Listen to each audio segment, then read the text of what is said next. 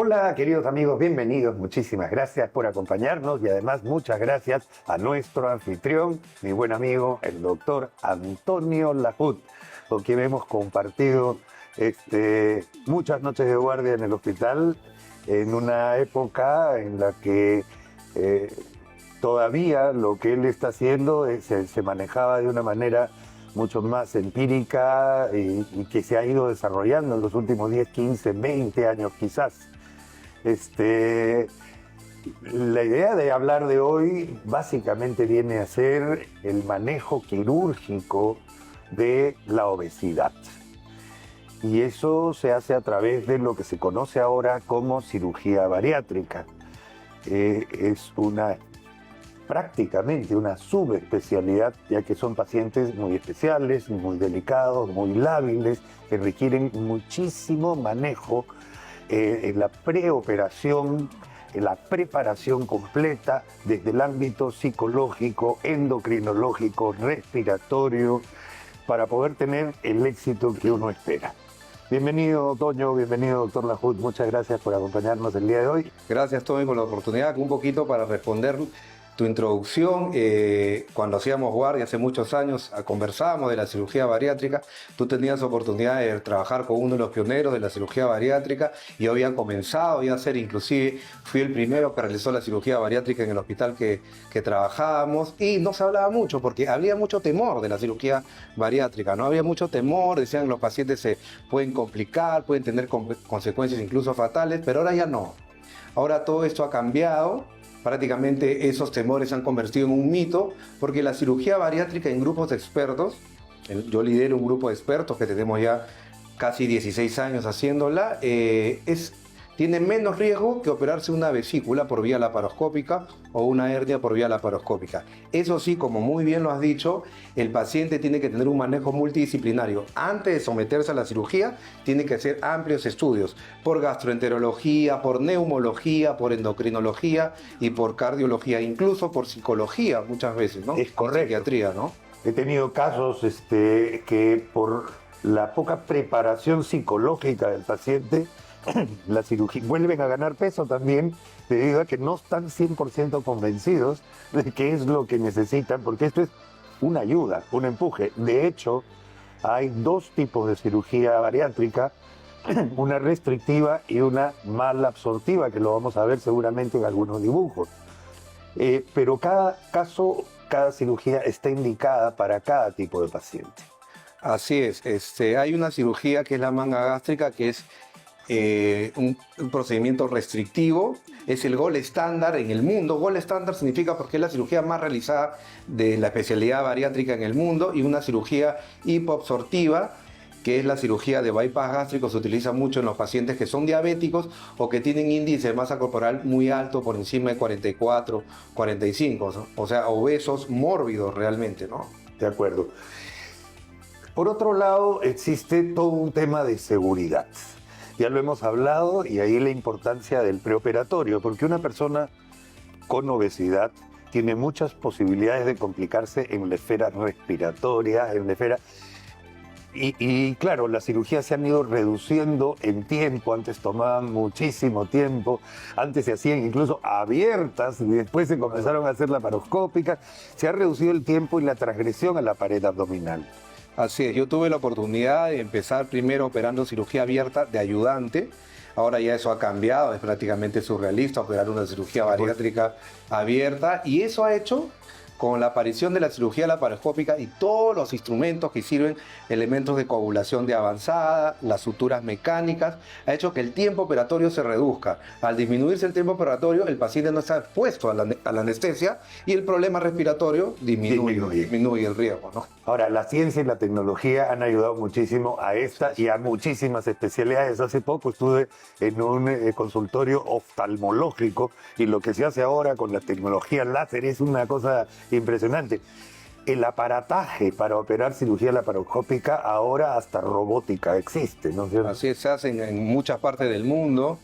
En China, en Estados Unidos, se hace cirugía bariátrica robótica, ¿no? Todavía nosotros no tenemos la oportunidad de hacerlo, pero yo sé que en algún momento, probablemente, como le digo a mis alumnos de cirugía, probablemente yo ya no llegue a eso, pero van a haber mucha gente que sí se va a operar en un futuro en Lima de cirugía bariátrica robótica, ¿no? En Lima, el paciente estando en Cusco. Así es. Hasta eso se puede llegar, esa es la cosa, ¿no? Es una de las cosas impresionantes.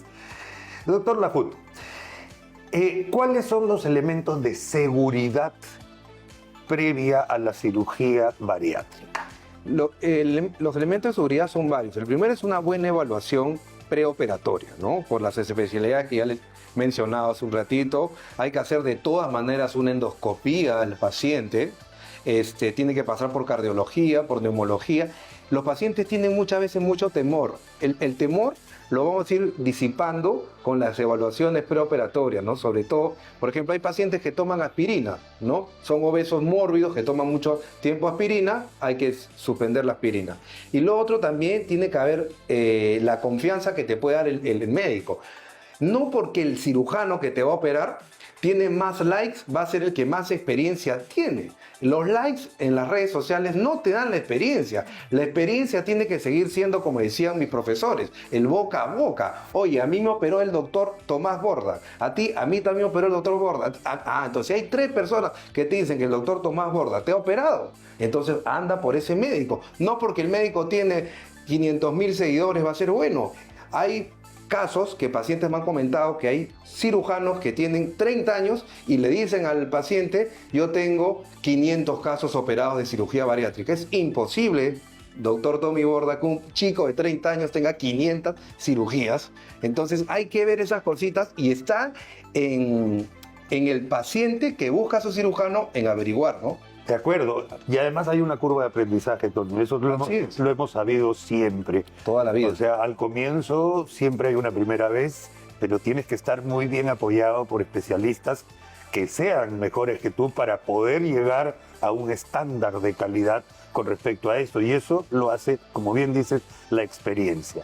Por otro lado, el equipamiento de sala, la necesidad eventualmente de poder tener alguna emergencia, cosa que puede suceder, pero tener a la mano distintos factores como unidad de cuidados intensivos, banco de sangre o cosas así, que también son importantes para la seguridad del paciente. Así es, la seguridad del paciente, cuando nosotros vamos a operar, hay un papelito que dice checklist. El checklist es copiado del avión. Del avión. Del avión, claro. El avión no parte si todos los monitores en el tablero están en verde. Si hay un monitor que te indica amarillo o rojo, el avión no despega. Igualito la cirugía.